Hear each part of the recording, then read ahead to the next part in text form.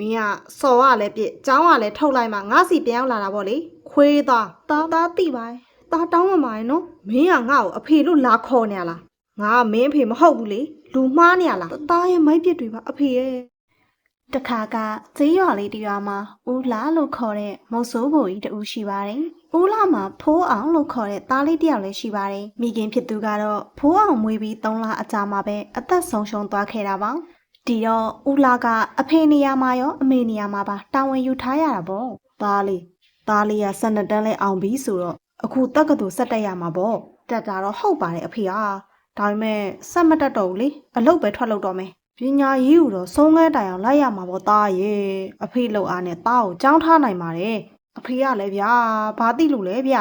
တက္ကသိုလ်ဆိုတာအကုန်ကြအရမ်းများတာဗျ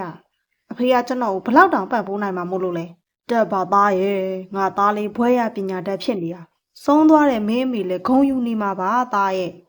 ဒါမှအဖေတို့လိုပင်ပင်မမအလုပ်တွေလည်းလုပ်เสียမလို့တော့မှာလေဟုတ်ကဲ့ပါအဖေတက်စေခြင်းလည်းတက်ပါမယ်ဒါပေမဲ့ကျွန်တော်မျက်နှာမငယ်အောင်တော့ထောက်ပံ့ပေးစေချင်ပါရဲ့နော်အေးပါသားရဲ့ဖိုးအောင်ကစာအရန်ကိုတော်ပါတယ်ဒါကြောင့်12တန်းကိုအမှတ်ကောင်းကောင်းနဲ့အောင်မြင်တာပေါ့အခုလည်းမျိုးကြီးပြကြီးကတက္ကသိုလ်ကောင်းကောင်းဝင်ခွင့်ရတယ်လေဒါမှငါသားကွတရွာလုံးမှာဘသူသားမှចောင်းသွားတက်ရတာမဟုတ်ဘူးကွစာသာစူးစမ်းတော့သားလေးကျွန်တော်ကညံကောင်းပါတယ်ဗျအေးစေးပါဒီလုံးနဲ့ဖိုးအောင်မျိုးပေါ်ចောင်းသွားတက်ရမယ့်အချိန်ကိုရောက်လာပါတယ်ဦးလာလဲသားကိုတက်နိုင်တဲ့လောက်စင်ရင်ပေးပြီးမျိုးကိုတက်ဖို့ကားဂိတ်စီကိုလိုက်ပို့ပေးတာပေါ့သားလေးဟိုရအောင်စာစူးစမ်းတော့ကျမ်းမာကြီးလည်းဂယူးဆိုင်အောင်3-4နှစ်လောက်တက်ပြီးရင်သားဘွဲရပညာတတ်ကြီးဖြစ်မှာကွလိုအပ်တာရှိရင်အဖေကိုမှားလိုက်နော်အဲ့မှာအဖေရဲ့စာစူးစမ်းဖို့ပဲပြောမနေပါနဲ့လူငယ်ပြီးကျွန်တော်လည်းတက္ကသိုလ်မှာပျော်ကျင်သေးရပေါ့အေးပါသားရဲ့ဒါပေမဲ့အဖေတို့ကသုံးမှုဖြုံမှုလောက်ထိမရှမ်းသာသေးဘူးလေသားကိုရှင့်ချိန်စေချင်တာပါရီးစားထားဖို့လည်းမစင်းစားနဲ့ဦးနော်အလောက်ရပြီပတ်စံရှာနိုင်မှထားဟုတ်ကဲ့ပါအဖေရဲ့ကျွန်တော်လိုစင်းရဲသားကိုလည်းဘယ်သူမှကြိုက်မယ်မထင်ပါဘူးဒီလုံးနဲ့ဖိုးအောင်လည်းမြို့ပေါ်ကိုရောက်သွားပါတယ်ရွာကတက်လာတဲ့တောသားလေးဆိုတော့ဘယ်ကိုသွားလို့သွားရမှန်းလည်းမသိပါဘူးအမလေးလေးပေါ်လိုက်တဲ့ကားတွေငါတို့ရွာနဲ့တော့ကွာပကားဆိုလို့ထော်လာကြီးလောက်ပဲရှိတာဒါနဲ့ကျောင်းကိုဘလို့သွားမှာပါလဲကွာဦးလေး USABC ဆိုတဲ့ကျောင်းကိုသိလားဗျတစ်ချက်လောက်လမ်းညွှန်ပေးပါအောင်သိတာဗောကွာဦးလေးကအဲ့ဒီကျောင်းကကလေးတွေကိုတက်စီဆွဲပေးနေကြလာပစ္စည်းတွေကားဝတ်တင်လိုက်ပို့ပေးမယ်ဟုတ်လားဗျဒါနဲ့တက်စီကရောဘလောက်လဲ3000ပဲပေးလေဟာများလာ ਈ လားဗျရွာမှာဆိုရင်2ပတ်လောက်အေးဆေးစားလို့ရတယ်ဒါကရွာမဟုတ်ဘူးလေမြို့ကွဒါတောင်ဒီမြို့မှာဥကဈေးချိုဆုံးပဲနော်ဒါဆိုလဲတော်ပါပြီဗျာကျုပ်ဖြစ်3သိန်းခွဲတယ်ပါတာလမ်းညွှန်ပြီးတော့ရှည်ကျင်မဲသွားတော့မယ်ဟာရှည်ကျင်သွားရင်ရောက်မှာတော့မဟုတ်ဘူးနော်ဒီလောက်ကားတွေဆိုင်ငယ်ရှုပ်နေရမမြင်ဘူးလားဒါဆိုလဲကျုပ်ကိုဈေးလျှော့ပေးပါလားဗျအောက်ရှင်လူတန်းစားအချင်းချင်းတွေပဲဟုတ်အေးကွာတနာလို့1000လျှော့ပေးလိုက်မယ်ဆိုလဲမြန်တက်တခြားပတ်စင်ဂျာတွေရှိသေးတယ်ကွာလိုက်ပါမယ်ဗျာဦးလေးကလည်းစိတ်ကြီးပဲဒီလိုနဲ့ဖိုးအောင်လဲညိုရောက်တာနဲ့ပဲသွားဖို့လာဖို့အတွက်ပတ်စံတွေစားထွက်ပါတော့တယ်အော်ဒါကျွန်တော်တက်ရမယ်ကြောင်းလားဗျရွာဖုံကြောင်ကြနေပဲနော်ကြီးပဲအေးကွာဒါကကြောင်းပေါက်ဝပဲရှိသေးတာအဆောင်ဆိုရင်တော့အထဲကိုတော်တော်ဝင်ရအောင်ပါဒါဆိုကျုပ်ကိုအထဲထိလိုက်ပို့လေဗျာကားကတော့ထပ်ပေးရမယ်နော်ဟောဗျာဦးလေးရလဲကျောင်းဖြစ်ရောက်နေပြီထပ်ပို့ပေးလိုက်ပါတော့လားဗျာဟာကွာဒီကောင်လေးနဲ့တောသားမလို့တာပဲဒီလုံးနဲ့တက်စီသမားကြီးလဲဖိုးအောင်ကိုအဆောင်ထိလိုက်ပို့ပေးလိုက်ပါတယ်ကျေးဇူးပါဗျအေးကွာမင်းကမျိုးပေါ်ထိရအောင်ကျောင်းတက်နိုင်တာပဲစာတော့စူးစမ်းသိယူနော်လမ်းမရောက်စေနဲ့ဟုတ်ကဲ့ပါဦးလေးဒီလုံးနဲ့ဖိုးအောင်လဲတက္ကသိုလ်ရဲ့အဆောင်ခံလေးတနေရာမှာနေရရပါတယ်ပထမဆုံးကျောင်းတက်တဲ့ရက်မှာပဲသူ့မှာရှိတဲ့အဝတ်စားလေးနဲ့ကျောင်းသွားတက်တာပေါ့ကဲသားတို့သမီးတို့ရေမင်္ဂလာပါနော်အချင်းချင်းရင်းနှီးသွားအောင်နာမည်လေးတွေမိတ်ဆက်ပေးကြပါအောင်ကျွန်တော်ကတော့မိခဲ့ပါမြို့တွေရပါပဲအားလုံးနဲ့တွေ့ရဝမ်းသာပါရဲ့နော်ဟုတ်ပြီကွယ်ဆရာတို့လည်းဝမ်းသာပါတယ်ကျွန်တော်ကတော့ဩစာပါဒီနှစ်ကိုတော့ပျော်ပျော်ပါပါဖက်စီရအဖြစ်ပဲဖြတ်တန်းမယ်လို့စိတ်ကူးထားတယ်ဗျဟေးစာကြိုးစားမယ်တော့စိတ်ကူးမရှိပဲကောင်စုပ်ကလေးကဲနောက်တစ်ယောက်သမီးကစင်တီပါတောင်ကြီးမြို့ကလာတာပါဒါဆိုရှမ်းမလေးပေါ့ဟင်းဟုတ်ပါရဲ့ရှင်ကဲနောက်တစ်ယောက်မိတ်ဆက်ပါအောင်ကျွန်တော်ကဖိုးအောင်ပါဗျဒီမျိုးနဲ့မိုင်း80လောက်ဝေးရဲ့ရွာလေးမှာပဲနေပါတယ် ဒါဆိုမင်းကတောသားပေါ့တောသားဆိုတဲ့စကားကိုကြားလိုက်တာနဲ့ဖိုးအောင်ဝိုင်းပြီးတော့အထင်သေးတဲ့မျက်လုံးတွေနဲ့ကြည့်ကြပါတယ်ဟာဟာဟာဟာတောသားတွေလည်းဒီလိုတက်ကတူတက်နိုင်တာပဲလားရောက်ရောက်ချင်းစောင်းတဲ့ထွင်းဆိုသလိုပဲဖိုးအောင်လည်းတက်ကတူစားတတ်တဲ့ပထမနေ့မှာပဲအချက်ခွဲခံလိုက်ရပါတယ်ဒါပေမဲ့စင်ဒီကတော့ဖိုးအောင်ကိုတခြားသူတွေလိုကဲ့ရဲ့ပြောဆိုခြင်းမရှိခဲ့ပါဘူးသူရဲ့စကူဘီဆိုင်ကယ်လေးနဲ့ကြောင်းသွားဖို့ဖိုးအောင်လာခေါ်လေးရှိပါတယ်ဖိုးအောင်မပြီးသေးဘူးလားဟာဒီမှာငါမုံနေအများကြီးဝယ်လာကံပေါင်မှာသွားစားရအောင်လေဟာမုံနေဝဲလာပြန်ပြီလားအားနာလိုက်တာဟာခဏလေးစောင့်နော်ပြီးတော့မယ်ရပါတယ်ဟာနင့်ကိုခင်လို့ဝယ်ကြွရပဲဟာမြန်လောက်ခသွားအောင်လို့အချိန်တွေကြာလာတာနဲ့အမျှသူတို့ရဲ့ခံစားချက်တွေလည်းပြောင်းလဲလာခဲ့ပါတယ်ဖိုးအောင်ကစင်ဒီကိုစိတ်ဝင်စားနေပြီးမြဖွင့်မပြောရဲခဲ့ပါဘူးစင်ဒီကသာမုံတွေကျွေးလိုက်လက်ဆောင်တွေပေးလိုက်နဲ့ဖိုးအောင်ဖွင့်ပြောလာအောင်လမ်းဖွင့်ပေးနေခဲ့ပါတယ်ဖိုးအောင်လမ်းမှာတီရှပ်လေးလှရနဲ့နှင်းတော့ဝယ်လာခဲ့တယ်ဟာလောက်ပြန်ပြီဟာဘာလို့ငါပေါ်အဲ့လောက်ကောင်းနေရလဲပြောပြရမှာလားအဲ့နင့်ကိုချစ်လို့ပေါ့ဟာကဲငါပဲဖွင့်ပြောလိုက်ရပြီဟင်တကယ်ကြီးလားငါလည်းနင့်ကိုချစ်နေရဟာဒါပေမဲ့ဖွင့်မပြောရဲဘူးလေဒါဆိုလဲရှိဝေးပြောမနေပါတော့နဲ့ဟဲ့ငါတို့တွေ့ရအောင်လေဒီလိုနဲ့သူတို့နှစ်ယောက်ချစ်သူဖြစ်သွားပါတယ်စင်ဒီကဖိုးအောင်ရဲ့အဆောင်မှာအတူတူလိုက်နေပါတယ်ရီစားရသွားပြီဆိုတော့ဖိုးအောင်လည်းကောင်မလေးလိုချင်တာဝယ်ပေးဖို့ပတ်စံလိုလာပြီလေဟယ်လိုအဖေကျွန်တော်ငွေပို့ပါအောင်ဟေးကြောင်းရောက်တာဖြစ်2ပတ်ပဲရှိသေးတယ်ကုန်ပြီလားကွကုန်ပြီဗောဗျ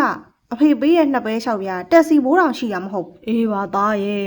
့သားဘလောက်လိုတာလဲအင်းကကျွဲရောင်းလိုက်မယ်လေ3-5 သိန်းလောက်တော့ပေးဖို့ဗျအခုရှင်းလွှဲလိုက်နော်ကျွန်တော်300မရှိတော့ဒါပဲနော်ဖုံးအောင်ကပတ်စံ3သိန်းရဖို့သူ့အဖေဘလောက်တောင်စူးစမ်းရုန်းကန်နေရမှန်းသိပေမဲ့မသိကြိုးကြုံပြူနေလိုက်ပါတယ်အခုချိန်သူ့ရဲ့ခေါင်းထဲမှာရှိတာဆိုလို့စင်ဒီနဲ့6လည်မဲ့6စားမဲ့ဆိုတာပါပဲကျန်တာဘာမှမစင်စားတော့ပါဘူးစားလုံးဖို့ဆိုတာကတော့ဝေးပေါ့ဖိုးอ่ะညနေကျရင်အပြင်သွားရအောင်နော်နှခမ်းနေလျော်ဝယ်ပေးအောင်အင်းမသဲလေးရဲ့ကိုအဖေစီကပတ်စံလှန်တောင်းထားတယ်သဲလေးစိတ်ကြိုက်သုံးတော့ဟုတ်ကိုဒါနဲ့ကို့ဖေကဘာလုပ်တာလဲပတ်စံနေခဏလှမ်းပို့နေရပဲအေးစေးပါကွာကိုကတောမှသာနေရမျိုးကကောင်နေထက်တောင်ချမ်းသာသေးဒီလောက်ကတော့အေးစေးပဲဒါဆိုကို့ရွေးချယ်လိုက်တာကန်ကောင်းတာပေါ့နော်ဖိုးအောင်ကသူ့ရဲ့ဘွားအမှန်ကိုပြောပြလိုက်ရင်စင်ဒီထားတော့မှဆိုလို့တော့ကတကြီးသားစီးပြားအနေနဲ့ဟန်ဆောင်ပြီးပြောလိုက်ပါတယ်ဦးလာခမရမှာတော့သားကိုပတ်စံအမိပို့နိုင်မှုကြုံရအလုံးမှန်သမျှကိုမနာမနေလုပ်နေရပါတယ်ငါသားလေးလေကြောင်းမြန်ပြီးမှပဲအေးမှာဒီကတော့ယုံနေရကျွဲလို့နွားလို့ပဲဒီကောင်လေးစော်ကျူးစားရလာပဲနော်ဖုံးဆက်လိုက်တိုင်းပတ်စံပဲတောင်းနေတော့ပဲဒီလုံးနဲ့တနေ့မှာတော့သားဖြစ်သူကိုမတင်ကားတာနဲ့မြို့ကိုလိုက်သွားပါတော့တယ်ဒူးရီဒီเจ้าမှာဖိုးအောင်တိလားကွခုမှဖက်စီယာဩဖိုးအောင်လား तू ကဟိုနာအဆောင်မှာနေရလေဦးလေးဒီလုံးနဲ့ဦးလာလည်းဖိုးအောင်ရဲ့အဆောင်ကိုလိုက်ရှာရင်လမ်းမှာပဲတွေ့သွားပါတယ်ဖိုးအောင်ကသူ့ရဲ့ချစ်သူလက်ကိုတွဲရင်လမ်းလျှောက်လာတာပါသားလေးသားကိုအဖေလွမ်းတာနဲ့ခဏလာတွေ့လိုက်တာသားလေးစာရောလိုက်နိုင်ရင်လိုက်ပတ်စံမရှိရနဲ့လေငါသားအတွက်မုံတော်မွေလာလိုက်ရဘူးသားရဲ့ဖိုးအောင်လည်းတထေသားအဖြစ်ဟန်ဆောင်ထားတာဆိုတော့သူ့ဖေစင်းရဲ့သားမှန်တိသွားမှစိုးရင်နေပါတယ်ဒီမှာဦးလေးဘာလာပြောနေရလဲဗျကြောင်တောင်နဲ့သားလေးအဖေလေးသားရဲ့ဘယ်ကဦးလေးလဲဟောဗျာတသားနဲ့ကျွန်တော်ကခမည်းသားမဟုတ်ပါဘူးဗျလာသွားမယ်အချစ်ကလေးဒီလူကယူးကြောင်မူးကြောင်နဲ့ဦးလာလည်းအချိန်နဲ့အားလုံးကိုသဘောပေါက်သွားပါတယ်ချက်ကလည်းချက်ဒေါသကလည်းထွက်ဆိုတော့အိမ်ကိုပဲဝမ်းနဲ့ကြည်ခွဲစာပြန်သွားပါတော့တယ်ဒါပေမဲ့ဖိုးအောင်ကသူ့ရဲ့ဘဝအစစ်မှန်ကိုကြာမဖုံးကွယ်နိုင်ခဲ့ပါဘူးကိုဖိုးအောင်ရှင်ကျမကိုလိန်ညာပြီးနေရရက်တန်းရက်ပါတော့အလကားစင်းရဲသားများတထေးသားဟန်ဆောင်ခြင်းနေသေးရဲ့ကျမအကုန်လုံးခရီးစိတ်တွင်းချသိပြီနော်စင်ဒီကိုရှင်းပြပြစီအောင်ဘာမှလာရှင်းပြမနေနဲ့ကျမအကုန်သိပြီဟိုတနေ့ကလာတဲ့စောက်ပြက်နေတဲ့အဖိုးကြီးကချင့်ဖေးတဲ့ချင့်မလဲပိုင်ဆိုင်မှုဆိုတာခွေးတစ်ကောင်တော့ရှိရမဟုတ်ဘူးတဲ့စင်ဒီဘာပြောနေရလဲကွာပြောပြီးသားနော်ရှင်နဲ့ကျမနဲ့ဒီနေ့ကစပြီးပြက်ပြီရှင်လို့အာမခံချက်မရှိရဲ့သူနောက်တစ်စက္ကန့်လေးအောင်နေခြင်းဖိုးအောင်ကလမ်းခွဲခံရရုံတင်မကပါဘူးကျောင်းကနေပါအထောက်ခံလိုက်ရပါတယ်ဘာလို့လဲဆိုတော့ဖိုးအောင်ကကျောင်းမတက်ဘဲနဲ့ပတ်စံတွေအကုန်လုံးကောင်မလေးနဲ့ပဲရှောက်လည်နေခဲ့ရလေကျောင်းလာကလည်းပုံမှန်မသွင်းနိုင်တော့အထောက်ခံလိုက်ရတာပေါ့ဒီလိုနဲ့ဖိုးအောင်လည်းကျောင်းကိုစားရောက်တုန်းကလိုပဲအထောက်ဆွဲပြီးရွာကိုပြန်သွားလိုက်ရပါတယ်ဒီသတင်းကိုရွာသားတယောက်ကပြောပြလို့ဦးလာလည်းသိလိုက်ရပါပြီဦးလာခမည်းသားတော့ကျောင်းထုတ်ခံလိုက်ရတယ်ဗျမိုက်လိုက်တာဗျာခမည်းပို့တဲ့ငွေတွေကိုကောင်မလေးကိုအလှကုန်ပစ္စည်းအကုန်ဝယ်ပေးလိုက်တယ်လေဒီရောဦးလာလည်းအတော်လေးကိုဝမ်းနဲ့စိတ်ပြတ်သွားခဲ့ပါတယ်သူ့ရဲ့သားလေးကိုအများကြီးမျှော်လင့်ထားခဲ့ရလေမကြပါဘူးဖိုးအောင်အိမ်ကိုပြန်ရောက်လာပါတယ်အဖေသားမောက်သားတိပါ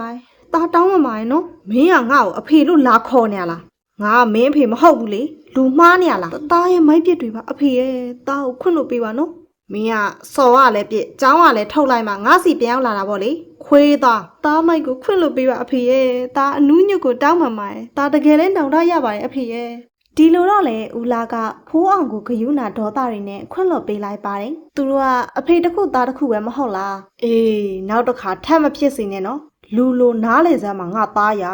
ကိုဘွားဘလို့အခြေအနေမှန်းလဲသိရသားနဲ့ဒီလိုနဲ့သားဖားနှစ်ယောက်လည်းပြန်လဲတင်မြတ်သွားပြီးဖိုးအောင်ကဖခင်ကိုအသက်ထက်ဆုံးပြုစုဆောက်ရှောက်သွားပါတော့တယ်ဇလန်လေးကတော့ဒါပါပဲရှင်အားလုံးကျေးဇူးတင်ပါတယ်ကျမတို့ channel ကပုံရင်ဇလန်ကောင်းလေးတွေကိုကြိုက်နေတတ်တယ်ဆိုရင်တော့ like and subscribe နဲ့ notification လေးနှိပ်သွားပေးကြပါအောင်နော်